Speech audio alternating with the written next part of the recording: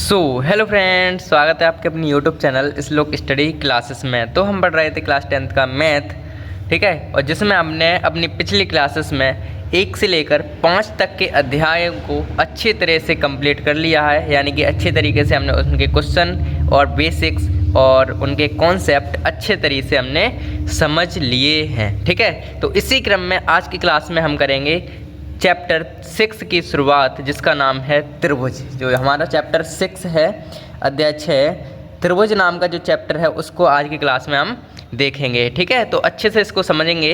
सबसे पहले आज की क्लास में हम इसका बेसिक्स यानी कि इंट्रोडक्शन पढ़ेंगे और उसके बाद में हम क्या करेंगे, इसकी 6.1 या 6A प्रश्नावली है उसको हम सॉल्व करेंगे, ठीक है। तो शुरू करते हैं अपनी क्लास को बिना किसी देरी के। तो हमारा सबसे पहले हम समझते हैं त्रिभुज होता कैसा है। तो हमें जो त्रिभुज आपकी स्क्रीन पर दिख रहा है, ये 3 कोनों वाली या 3 लाइन वाली हमारी रेखा को हम त्रिभुज कहते हैं। त्रिभुज को बात करें तो त्रिभुज में कुछ विशेषता होती हैं और त्रिभुज को हम बहुत ही छोटी क्लास से यानी कि 6 क्लास से पढ़ते आ रहे हैं। त्रिभुज की क्या क्या विशेषताएं हैं वो समझिए।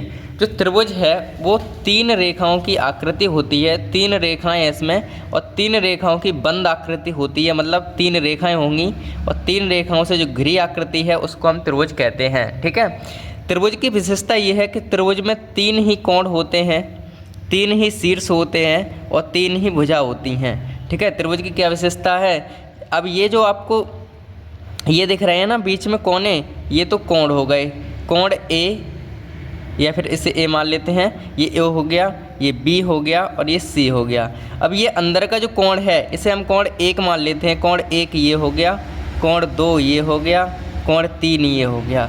तो हमारे पास ऐसी त्रिभुज, एक जो त्रिभुज होता है उसमें कोण कितने होते हैं, 3, 1 2 3 कोण होते हैं, 3 ही शीर्ष होते हैं। शीर्ष मतलब ये कोने दिख रहे हैं, कोने, इनको हम कहते हैं शीर्ष। शीर्ष क्या हो गए, कोने, इनको हम शीर्ष कहते हैं। यानी कि कौन शीर्ष कौन कौन हो गया, शीर्ष ए हो गया, शीर्ष बी हो गया और शीर्ष सी हो गया।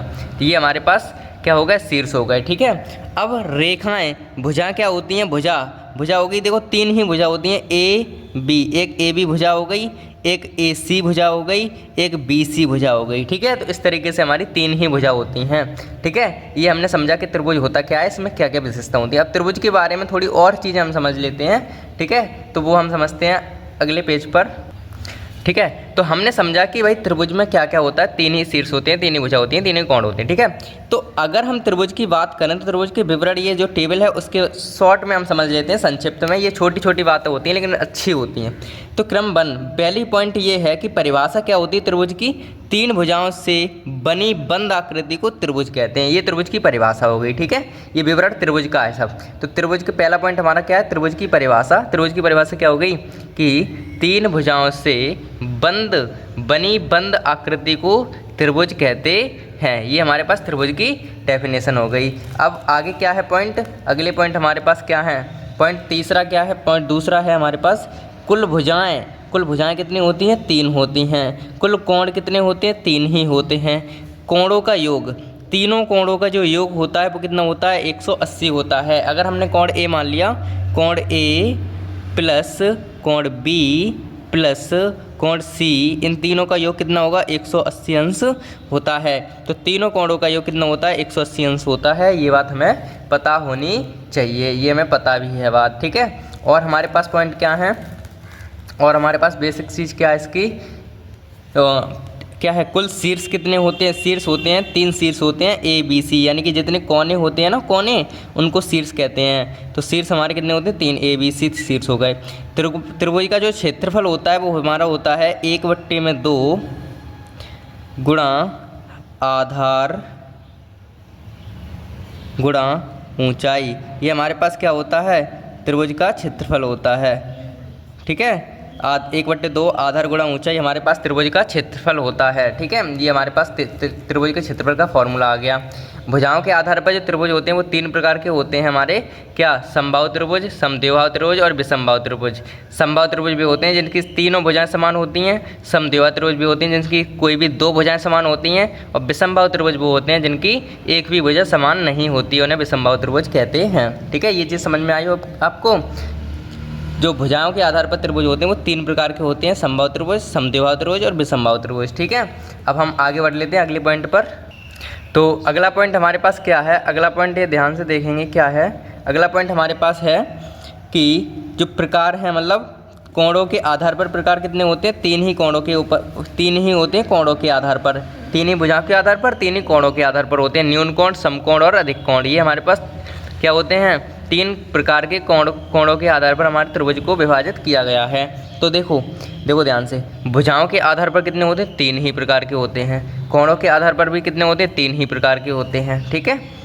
न्यून कोण, समकोण और अधिक कोण। न्यून कोण वो होता है जो कितने 90 से छोटा और 0 से बड़ा होता है, उसे न्यून कोण कहते हैं। समकोण मतलब एक कोण 90 अंश का होता है, और अधिक कोण 90 से बड़ा 180 से छोटा, उसको अधिक कोण कहते हैं। विशेष गुण क्या है कि दो भुजाओं का योग तीसरी भुजा के दो भुजाओं का योग है वो तीसरी भुजा से हमेशा बड़ा होता है, ठीक है। मतलब कोण ए एक भुजा कोण दो भुजाओं का योग, मतलब कोई मान लो एक भुजा ए बी है, एक भुजा ए बी है, एक बी सी है, जो इनका जो योग होगा वो बड़ा होगा हमेशा, एक और भुजा रहेगी जो क्या रहेगी सी ए, उससे हमेशा बड़ा होगा। ये बात कही जा रही है इसमें, ठीक है।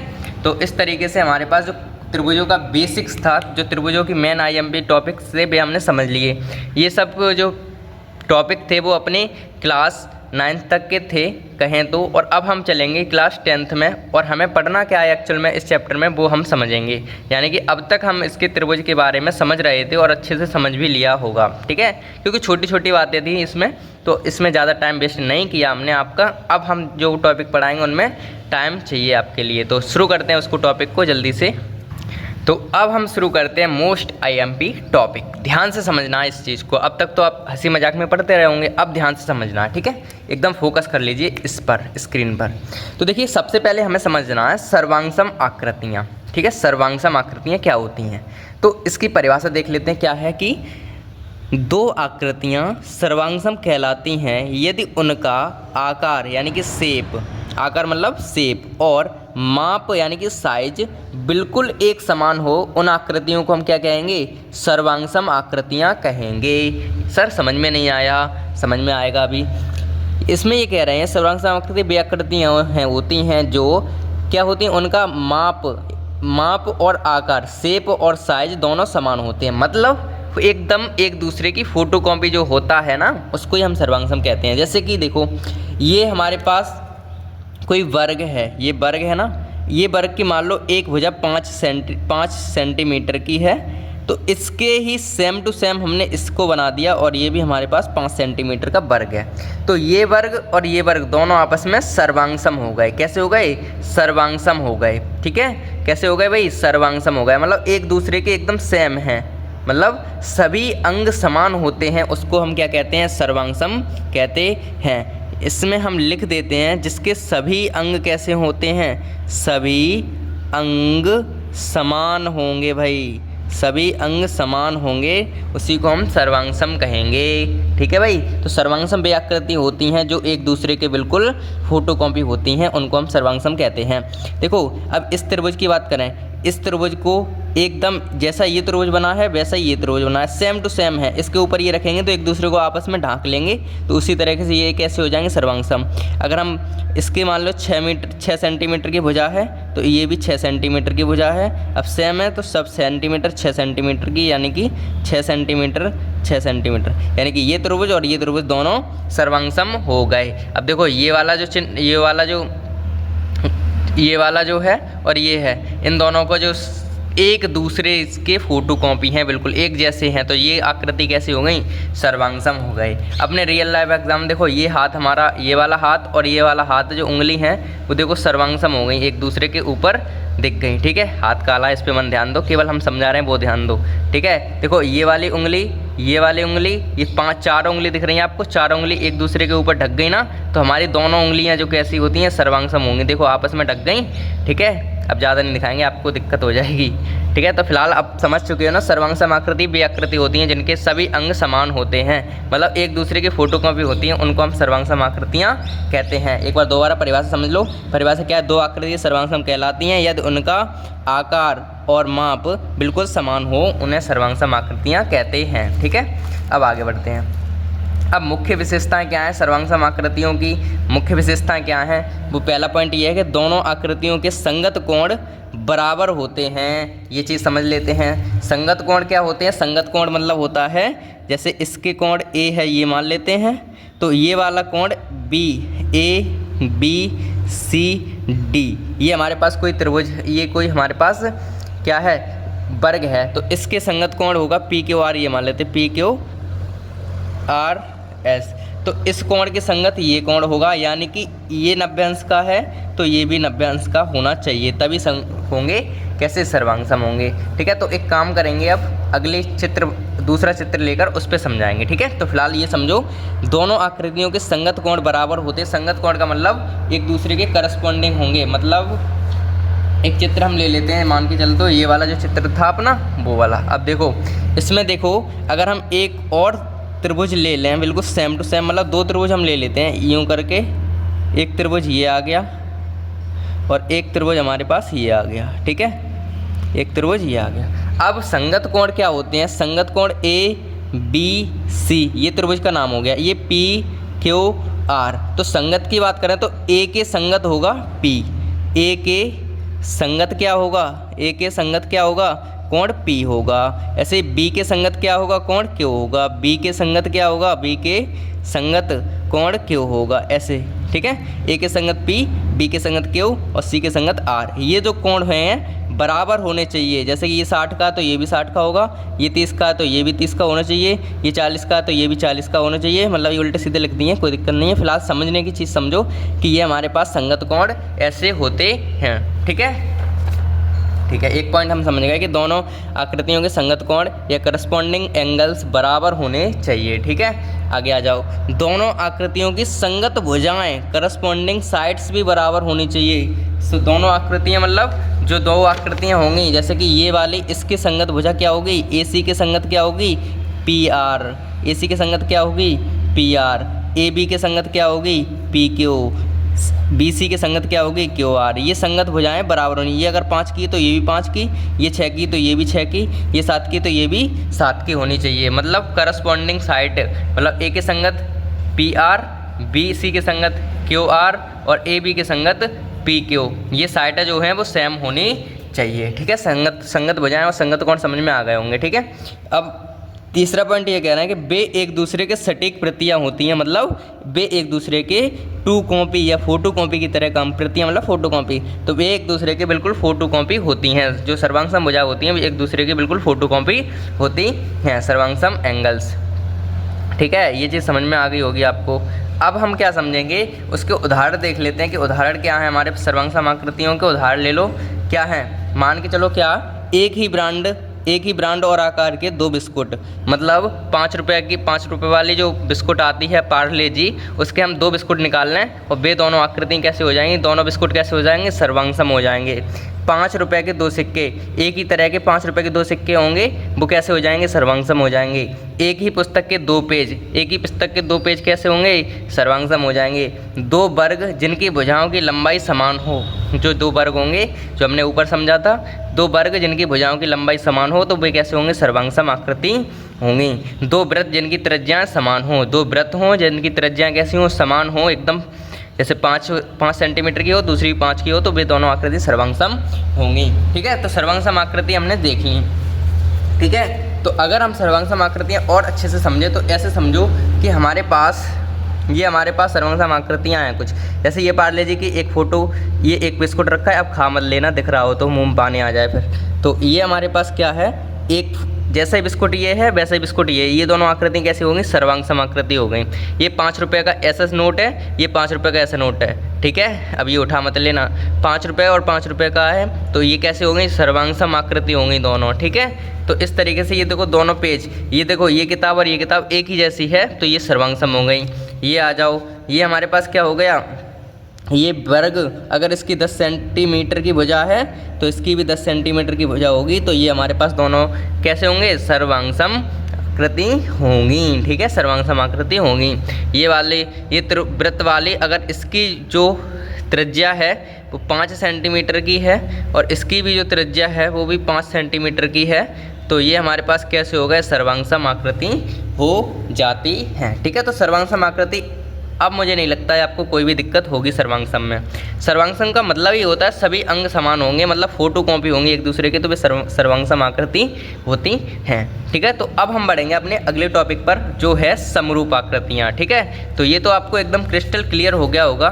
तो अब हम बढ़ लेते हैं किस पे, अब हम बढ़ेंगे किस पे बढ़ेंगे पता है, अब हम बढ़ेंगे समरूप आकृतियों पर।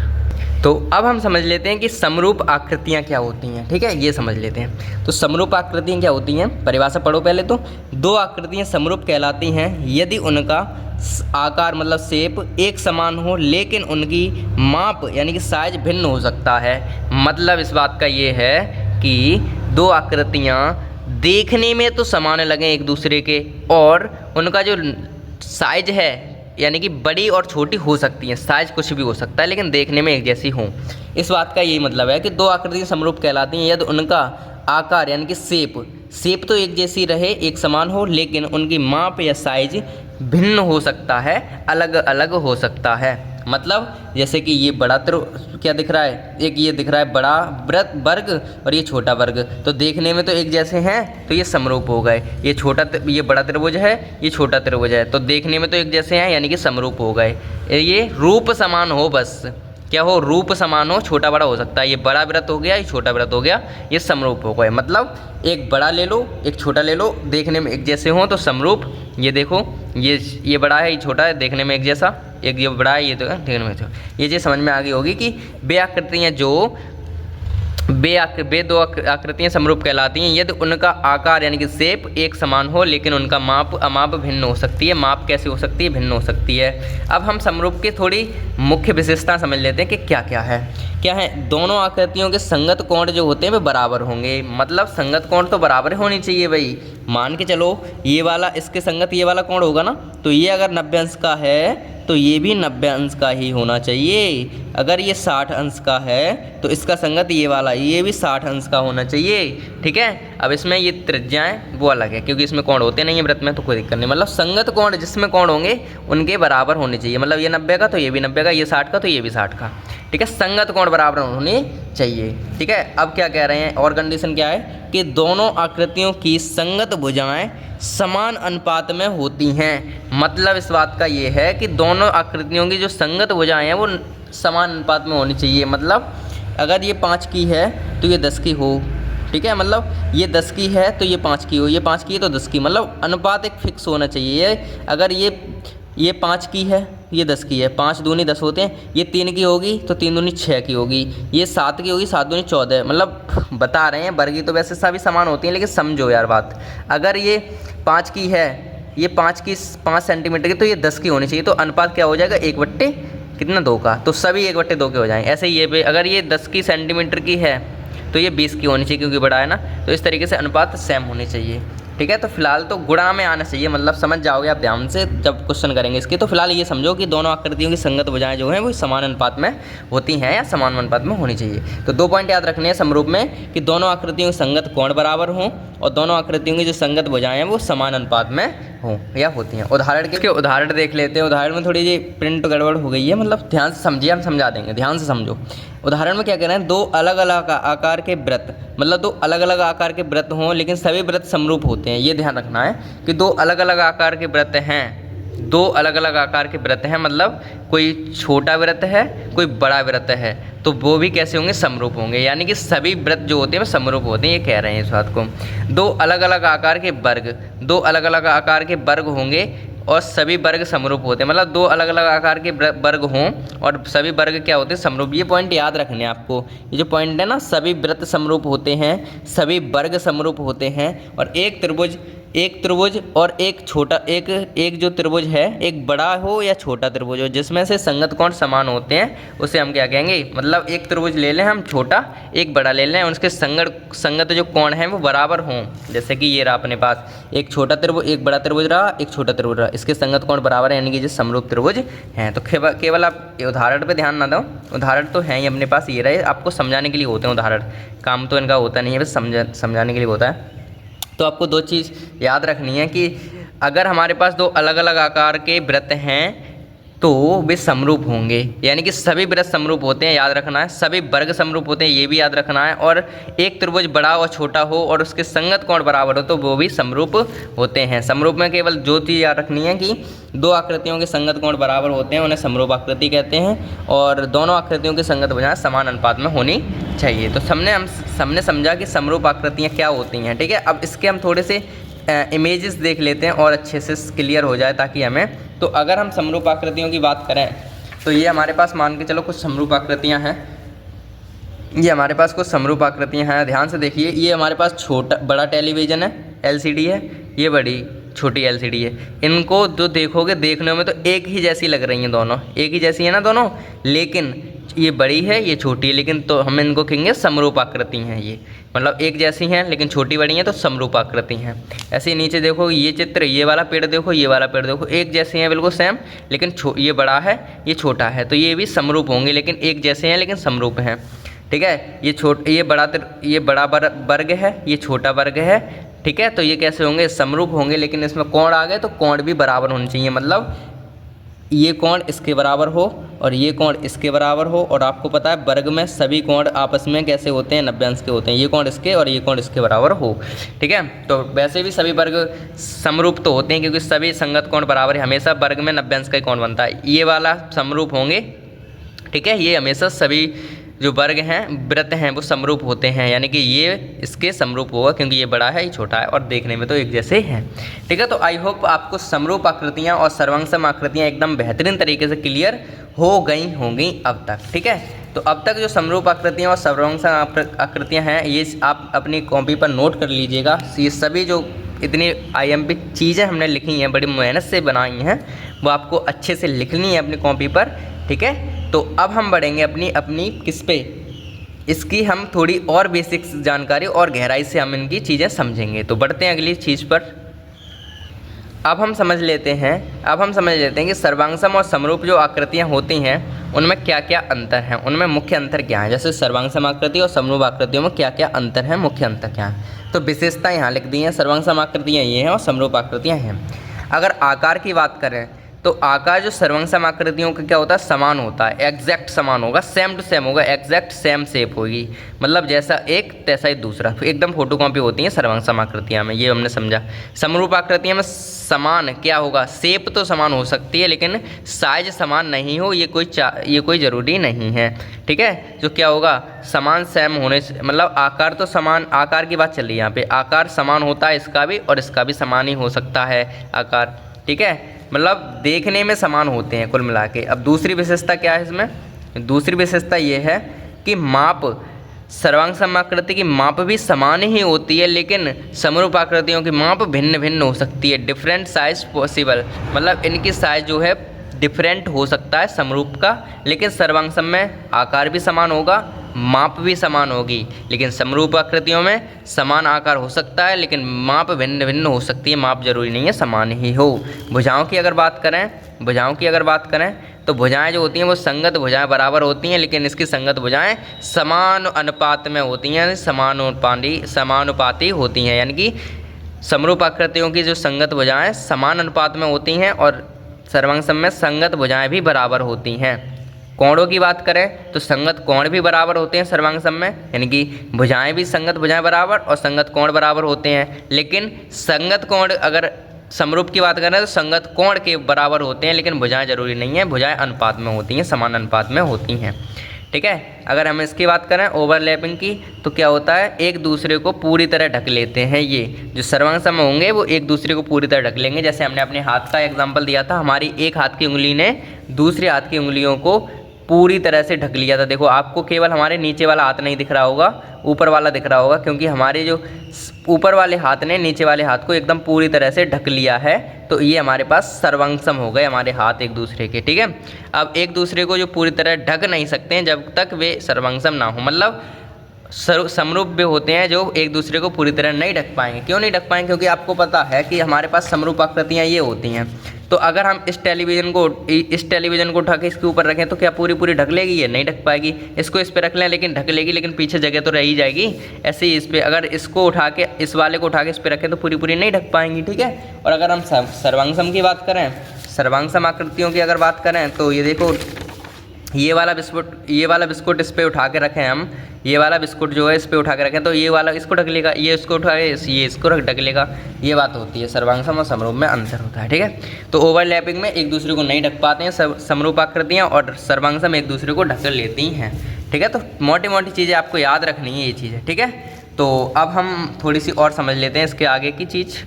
एक विशेषता और रह गई है, वो देखिए क्या है कि संबंध क्या होता है। सभी सर्वांगसम आकृतियाँ समरूप होती हैं, ठीक है। सभी सर्वांगसम आकृतियाँ क्या होती हैं, समरूप होती हैं, मतलब जो सर्वांगसम जितनी आकृतियाँ होंगी समरूप होंगी, लेकिन सभी समरूप आकृतियाँ सर्वांगसम नहीं होती हैं, ये ध्यान रखना है। मतलब सभी सर्वांगसम आकृतियाँ तो समरूप होंगी, लेकिन सभी समरूप आकृतियाँ सर्वांगसम नहीं होंगी, ठीक है। ये चीज़ ध्यान रखनी है, क्योंकि आप खुद सोचो ना यार, अगर हम फिर ये चीज़ आपको अगर दोबारा से समझाएं तो देखो ध्यान से, अगर हम बात करें ये कौन सी आकृतियाँ, सर्वांगसम आकृतियाँ, ठीक है। तो इसमें कह रहे हैं सभी सर्वांगसम समरूप होती हैं, मतलब ये रूप इसके समान दिख रहा है कि नहीं दिख रहा है, हाँ दिख रहा है, तो हम इनको समरूप भी कहते हैं, समरूप भी कह सकते हैं और सर्वांगसम भी कह सकते हैं। इसको हम समरूप भी कह सकते हैं, सर्वांगसम भी कहते हैं, लेकिन इसको हम सर्वांगसम नहीं कह सकते हैं, क्योंकि इसके अंग सभी समान नहीं हैं इस वजह से, ठीक है। तो ये पॉइंट याद रखना है कि सभी सर्वांगसम आकृतियाँ समरूप हो सकती हैं, लेकिन सभी समरूप आकृतियाँ सर्वांगसम नहीं हो सकती हैं, ये चीज़ हो गई, ठीक है। तो आपको ये टेबल अच्छे से बनानी है अपनी कॉपी पर, ध्यान से देखो। ये तो पहली चीज़ थी जिसमें हमने समझा कि सर्वांगसम आकृतियों को जो आकार और माप समान होती हैं, लेकिन इनकी आकार तो समान होता है लेकिन भिन्न भिन्न हो सकता है। ऐसे ही भुजाएं संगत भुजाएं बराबर होती हैं, इसकी संगत भुजाएं समानुपाती होती हैं, इसके संगत कोण बराबर होते हैं, इसके भी संगत कोण बराबर होते हैं। ये एक दूसरे को पूरी तरह ढक लेती हैं, एक दूसरे को पूरी तरह नहीं ढक सकती हैं। और ये वाले सभी सर्वांगसम आकृति समरूप होती हैं, लेकिन सभी समरूप आकृतियाँ सर्वांगसम नहीं होती हैं। तो इसी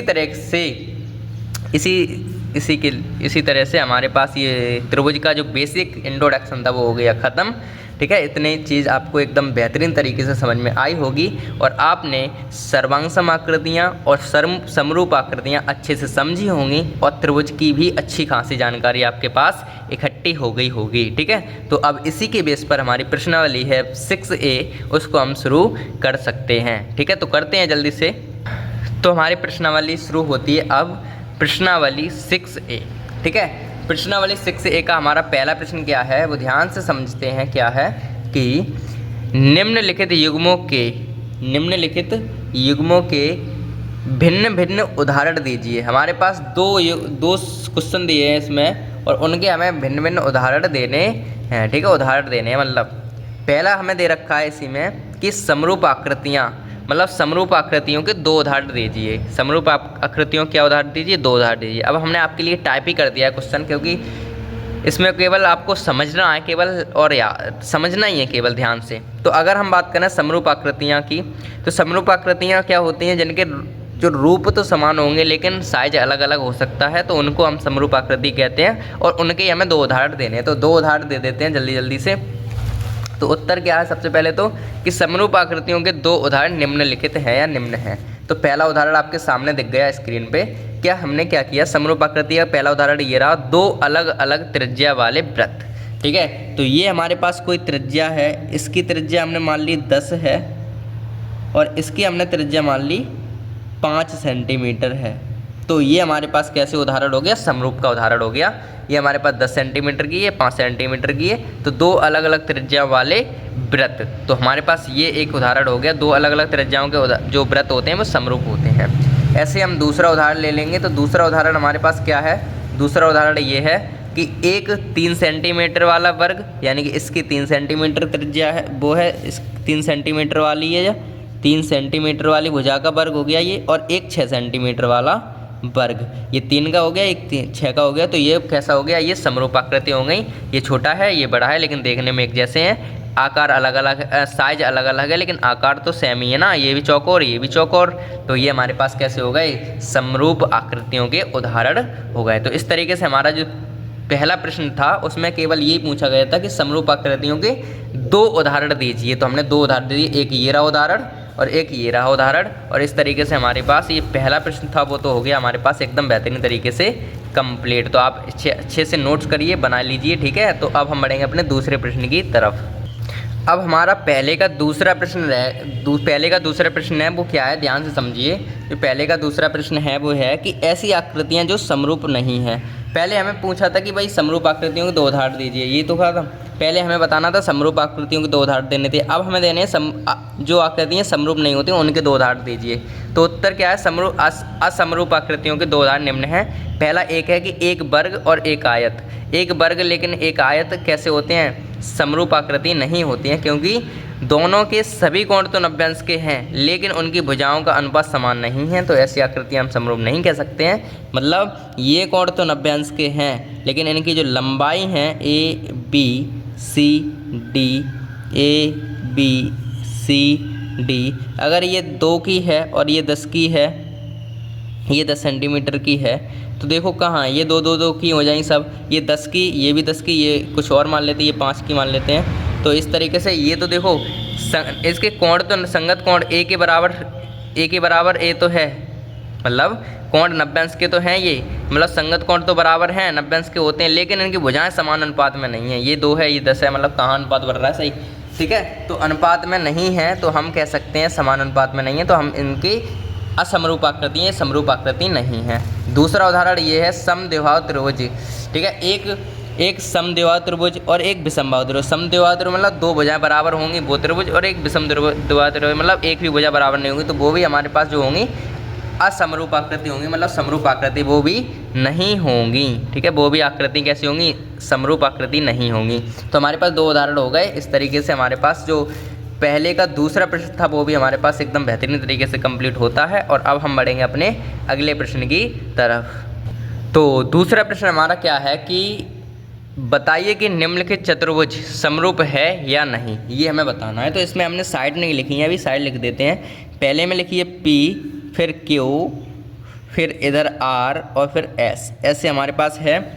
और इसकी जो सेंटीमीटर है 1.5 सेंटीमीटर ये है, और ये है 1.5 सेंटीमीटर, और ये भी हमारे पास 1.5 सेंटीमीटर है, और ये भी हमारे पास 1.5 सेंटीमीटर है। अगर इसकी बात करें तो ये हमारे पास नाम है ABCD, ABCD, और इसमें है 3 सेंटीमीटर ये है, 3 ही सेंटीमीटर ये है, 3 ही सेंटीमीटर ये है, और ये भी 3 ही सेंटीमीटर है। इस तरीके से हमारे पास ये चीज़ें हैं।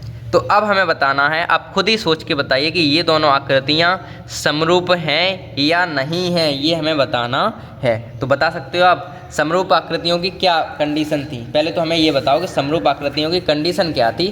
तो समरूप आकृतियों की जो कंडीशन थी वो ध्यान से समझोगे अगर आप, तो क्या थी वो ये रही। समरूप आकृतियों की कंडीशन ये हैं 2 कि दोनों आकृतियों के संगत कोण बराबर होने चाहिए और दोनों आकृतियों की भुजाएं समान अनुपात में हों, तभी तो हम बता पाएंगे। तो देखो इसमें क्या तुम आपको ये वाला कोण P कोण इसके संगत A होगा ना, ये कोण बराबर दिख रहे हैं, ये 90 अंश का है पता है, और लेकिन ये 90 अंश से कम का है, तो संगत कोण तो बराबर नहीं है, इसमें संगत कोण तो बराबर नहीं है। और कोणों का अनुपात देखी जाए तो कोणों का अनुपात तो हमारे पास क्या है, कोणों का अनुपात तो हमारे पास दिख रहा है कि भाई ये 3 है, ये इसकी आधी है, ये आधी, फिर ये कोणों का अनुपात है, लेकिन संगत कोण बराबर नहीं है, तो समरूप आकृति तो नहीं होगी ये, क्योंकि इसके संगत कोण बराबर नहीं है। ये कितने का भी है, कितने का भी है, तो संगत कोण बराबर नहीं है। तो हम लिख लेते हैं इसके, तो हम कर लेते हैं हल। हल में क्या लिखना है, अतः दी गई आकृति में संगत भुजाएं समानुपाती हैं। संगत वाकई में दिख रहा है हमें, संगत भुजाएं समानुपाती, क्योंकि देखो या 3 है, ये 3 के दुगुन मतलब 3 के आधे हैं। ये देखो ये 1.5 है, 1.5 दूनी 3 हो जाएंगे, यानी कि ये इसके दुगनी है, तो अनुपात तो समान है। देखो इसकी दुगनी ये भी है, इसकी दुगनी ये भी है, इसकी दुगनी, अनुपात तो समान ही चल रहा है ना, समान ही चल रहा है अनुपात। लेकिन संगत भुजाएं तो समानुपाती हैं, परंतु इसके कोण संगत कोण बराबर नहीं है। संगत कोण कैसे, ये P कोण A के बराबर नहीं है, कोण जो संगत कोण है वो बराबर नहीं है, तो हम वही लिखेंगे, परंतु इसके संगत कोण समान नहीं है, ठीक है। इसीलिए ये आकृतियाँ क्या हो जाएंगी, इसीलिए ये आकृतियाँ समरूप नहीं होंगी। बस हो गया अपना क्वेश्चन सॉल्व। मतलब क्वेश्चन में कुछ था ही नहीं, मतलब तभी तो हमने ये टाइप किया, हमने केवल इस क्वेश्चन में समझना है, हल करने का कोई काम ही नहीं है ना। तो देखो इसको और इसको हमें ये बताना था समरूप है या नहीं है, तो हमें पता चल रहा है कि संगत कोण बराबर नहीं है, तो समरूप है ही नहीं।